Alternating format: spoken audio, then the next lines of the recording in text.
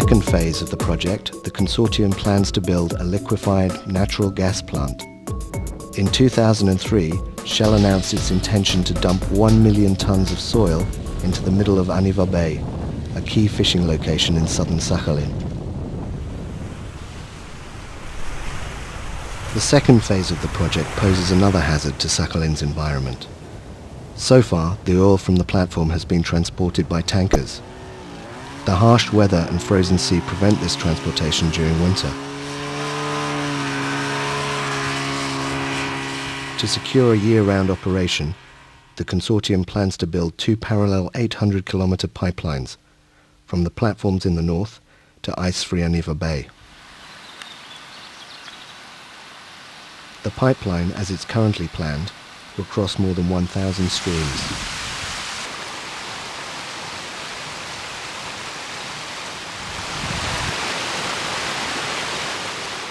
To cross the salmon-spawning rivers, Shell and its partners want to place the pipelines into a trench. When the pipeline will be built, the company will dredge the river bottom. These works will produce a lot of sediments and seal, and the spawning area will be covered by sediments. It will bring big problems for surviving of caviar and young generation of salmon. This man also warns against the consortium's plan to bury the pipelines 1 metre underground.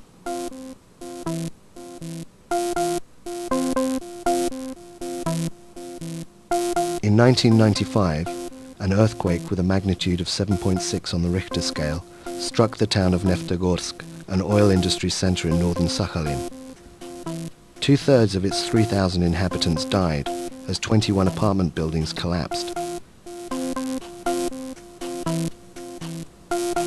Located on the boundary of the Eurasian and North American plates, Sakhalin is prone to earthquakes of high magnitude.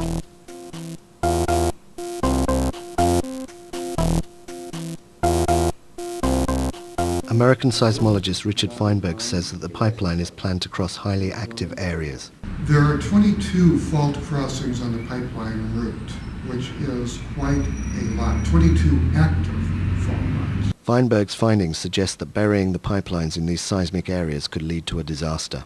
The pipeline could rupture. Now, these are very complicated engineering questions. When a pipeline ruptures, though, it spills oil.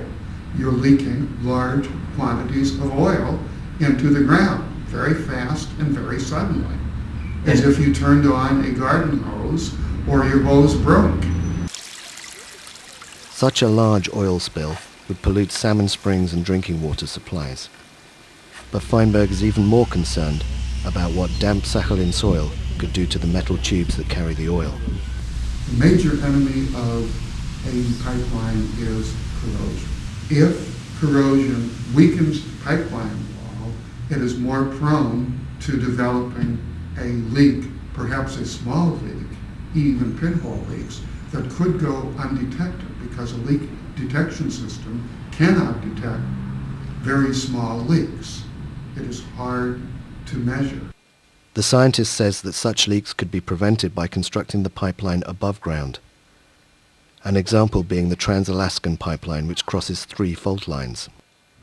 The Handbook for Earthquake Engineering, the chapter on pipelines, is by a senior engineer at a respected institution to which Shell Oil refers, and he is very clear. What you do in the case of a fault is you try to avoid it. Where that is not possible, you build above ground. Those are the 2 recommendations. To prevent an ecological catastrophe, the second phase of the Sakhalin 2 project must be modified. Environmentalists are putting pressure on the project financiers to implement necessary alterations. The European Bank for Reconstruction and Development, also known as EBRD, is a key investor. If the EBRD would not participate in this project, the project would not exist. The EBRD is not only giving a loan, together with the export credit agencies from Japan and US.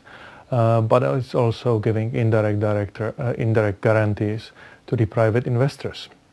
And those are putting the rest of the funding for Shell and Japanese companies that are involved in the project. EBRD was founded in 1991 to help reconstruct the post-communist bloc. Currently, 60 countries own this institution. Although the bank has a clear environmental mandate, as laid down by its shareholders, it often does not follow it in practice. Their record, it's rather bad. They are financing a number of the environmental problematic projects, such as oil development in Caspian Sea, when they finance, for example, Frontier Resources project in the nature reserve, Baku-Ceyhan pipeline going through the protected areas. They are also financing a number of gold mining projects. Some of them resulted in severe accidents. The activists also say that the consortium's tanker insurance is 10 times smaller than the amount required to clean up the Exxon Valdez accident.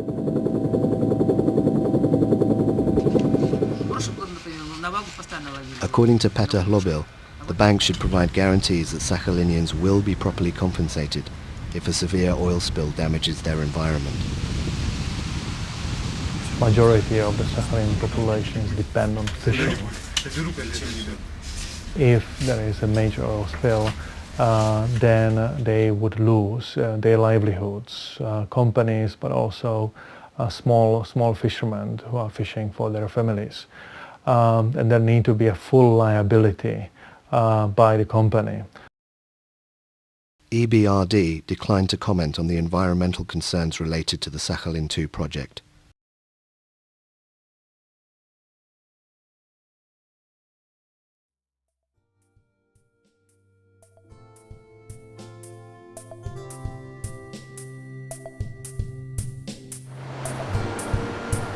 The future of Sakhalin lies in the hands of this institution.